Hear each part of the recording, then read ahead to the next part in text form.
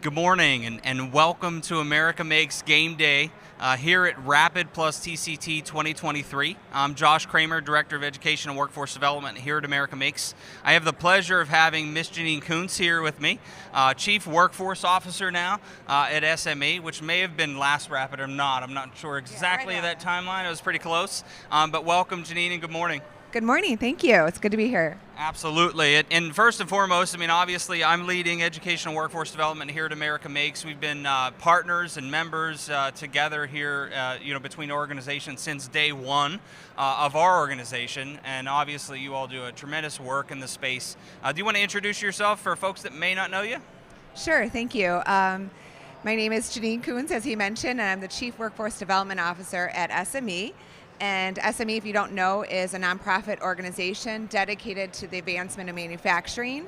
We're celebrating our 91st birthday now, and we're all about advancing technology and developing the workforce, and I get the opportunity to lead all of our workforce development efforts for the last 20 plus years. It's wonderful, and I had the really cool pleasure of working for Jeannine, who hired me at SME years ago in a different, what feels like a different life. But I think we probably work more together now, I think, than ever. So true. Which has just been a true blessing in my life, and it's awesome to get a chance to work with you and such great people in the organization and those kind of things. Obviously, workforce we know is an issue. We churn on it every day. We grind on it every day. I know you and the team are as well.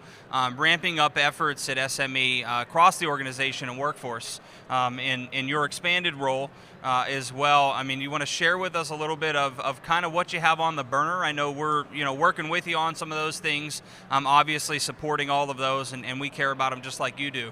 You want to talk a little bit about some of that? Yeah, sure. As you mentioned, we certainly always appreciate the opportunity to work with you and America Makes, and many things that I think we've done over the years and will continue to do. Beyond that, we have a number of new initiatives, in particular around electrification. As you know, that's a kind of a hot topic, and certainly a lot of our work with automotive in particular is really needing that as some curriculum, some new skills that are needed, battery storage, those type of topics. So we're pretty busy with creating some content in that space, as well as starting to work and investigate what SME's role might be in the area of semiconductors and chips manufacturing. Great. That's another area. There's some great organizations that already do some wonderful work in that space. So our goal is not to duplicate it, but to see if there's something we can be doing. Talking with some of our good friends like Scott McClure there, in Ohio, and just finding out what are some of those gaps, and many other things as it relates to areas that I know you're really passionate around with, which is expanding into the category we call attracting, right? So we've always been really strong at developing the workforce, lots of curriculum, and we deliver it in a lot of different ways. We're a certifying body, but we really never did a ton when it came to attracting people. We did some, but it was not enough, we felt. So we've really been looking to see what we can do to really ramp up our efforts in that regards. And people like Tony Neary that we added to our team. So we're adding people and new products, new services, and partners. Yeah, and that's tremendous. Obviously, that's been a passion of mine since leaving the classroom and being a part of SME over the years, and certainly into my role here. It's hard to believe, almost 5 years here at America Makes. Had the privilege of leading some programs specific in what we always call our underutilized talent pool, right? And so there are folks that may not have the opportunity to be here with us and the great people of Rapid, but obviously SME does a lot of work to bring and introduce those folks as well. But I think the opportunity to capture that underutilized workforce pool. Yesterday we had a gentleman named Jesus in a program here in the west side of Chicago who very much is in that underutilized talent pool. And so as we always say, a student's a student of any age, and some folks didn't have that great opportunity to introduce them into the industry as well. One of the programs that we're kicking off in some of that dedicated space is around community colleges specifically, right? And that's a space that you've been involved in years. Obviously on the training side of things, I know you're ramping up some efforts on the attraction kind of, we always kind of call our roadmap to impact starts with awareness and then inspiration. Obviously we're aligned in that effort, in that space. Like I said, we're kicking off some things. Matter of fact, in Juggerbot's booth a couple aisles over, that piece of equipment's going into a community college right in Youngstown. So we're super excited about that. But I know you're doing some new things in the community college space as well. Yeah, we're about to release a program we call Manufacturing Imperative, Workforce Pipeline Challenge, and it's really around exactly what you said, is really trying, as we already partner with a number of colleges, some amazing colleges all across the country. The one thing we find that people are still trying to figure out is how to access that hidden talent, how to attract them, how to find them, right? And also how to recruit them in, how to communicate, and also then how to expand their programs and look at even those wraparound services and the things. So this program is looking to partner with a number of colleges, and we've talked to many presidents of colleges that it seems like we're aligned in our thinking, and the goal is to help provide research, some curriculum on our end, and some support in really targeting whether it's second chance citizens, at-risk youth, dislocated workers in the adult populations, former military, our veteran population, and then really create a community among those colleges so they can learn from one another. So those colleges that are maybe doing a certain aspect of the workforce development really well, how do we have them share with other people? So we're excited about that. You know, we figure we got to try different things. Yeah. And not all will work, but we're eager to get out there and just try to put ourselves out there in a different way. And if it works, then we can try to work on expanding that. Yeah, and I think that's one of the true things. And I've been a SME member for many years, going back to my classroom days, and even as a staff member now, obviously as a partner and those kind of things. I mean, 91 years of history. I think 91 years of being creative. Right, not afraid to try something, not afraid to go after that. I think when we talk about the awareness vacuum in manufacturing, a lot of times we talk about that same awareness vacuum in celebrating some of those really big programs and successes. So it sounds like you're captivating, some of those, some of those leaders in that space, and potentially bringing some folks that are kind of new in the space as well, which I think is a terrific formula, to be involved with across that whole sector. And we very much know that the community approach to those is often the most successful. That regional drive for that to have impact locally is very important, and it sounds like that's exactly where you're heading. Yeah, and one additional comment to that is, when you think about it, there's some, it's terrible when you see, and I know you see this, the programs that have the equipment, they have the teachers, but they don't have the students, right? There's nothing worse, right? That's pretty difficult to see, and there's too many of those. We already know that exists. But then there's these pockets of areas that programs just don't maybe get access to what's happening across the country, and organizations like America Makes and SME, we can think nationally but act locally with those organizations, like you said, because they're in the local system, right? They know what's going on, but they always don't maybe have the time, the bandwidth, or the responsibility to go communicate those outward. And so how do you or I take pockets of excellence and share those so other people can learn, right? So, and there's lots of, the NCATCs and lots of great organizations that do that, but I think we all could say there's still not enough of anything. There's plenty of opportunity to continue supporting the industry in that regards. Yeah, and I mean, that's one of the key focuses on our mission, right, and our strategy is that national strategy to local impact, right? Teaching others how to fish in those local communities, but more so, as you mentioned, awareness of assets and awareness of those, access to those. And something we talk about all the time. We talk about AM Nation, which is our national network of partners, right? Yeah. And we talk about that specifically, being, it's going to take way more than 2 or 4 or 6 of us, right? And so it's going to take us all. I think that, leveraging those best practices is important. The kind of cool thing is, we had done some work, dare I say, back in 2018-19, around a manufacturing engineering education program where we went out and we looked at 7 regions around the U.S. and we looked at, what's missing, what's that missing piece, for, maybe adults that have been kind of, hey, I started some training or some schooling, some education, but I never finished and never transitioned into the industry. And I think some of those learnings, both for you and us at America Makes, have kind of really driven to some of this movement as well, which is always good, right? Because we went out, we listened, we learned, the really cool part, and I just know, obviously the family at SME of members and local members and chapters, so many partners through Tooling U SME and those kind of things to really shift this into drive. So this isn't just we're sitting here talking at Rapid and it's all great and we're going to do these great things.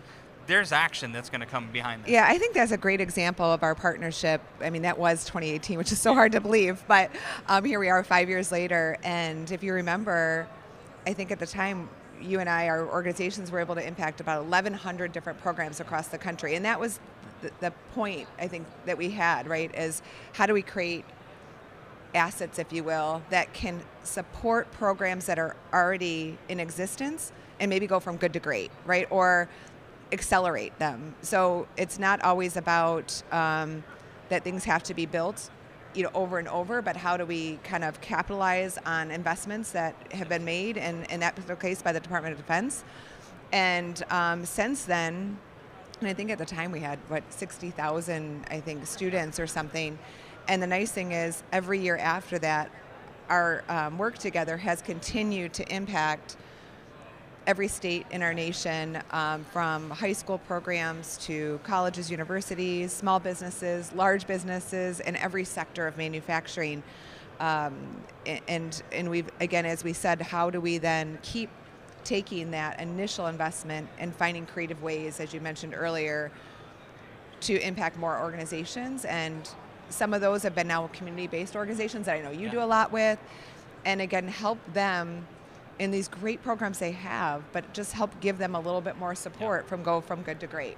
Yeah, and I think a lot of times it's not that they're like you said, the good to great transition, right? And sometimes it's not having the industry validated tools, and those kind of things. And I think you hit on something that's critical, at least in my mind, which is the sustainability of that, right? We talk a lot about that being, America Makes, the National Innovation Institute for Additive, right?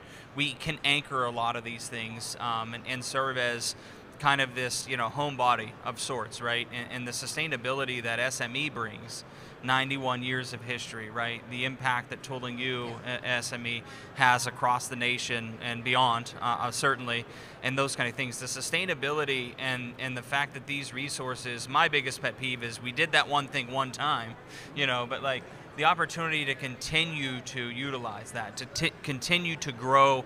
Just met a couple members of the team yesterday, where we're scaling stuff out of that same program in Tennessee. For example, and we're talking about, hey, we need to come back and refresh those, and those kind of things, and look at some of these resources. And I think that's where some of the strong partnership lies, right? It's not these orbs of excellence. It's there's a strategy, and there's a thought, and there's a conversation, and there's a team of people dedicated to ensure that, one, these are high quality, two, they're engaging industry and defense, for our side of it, as well as a deployment and a passion really behind a lot of these things to make sure that they truly make impact.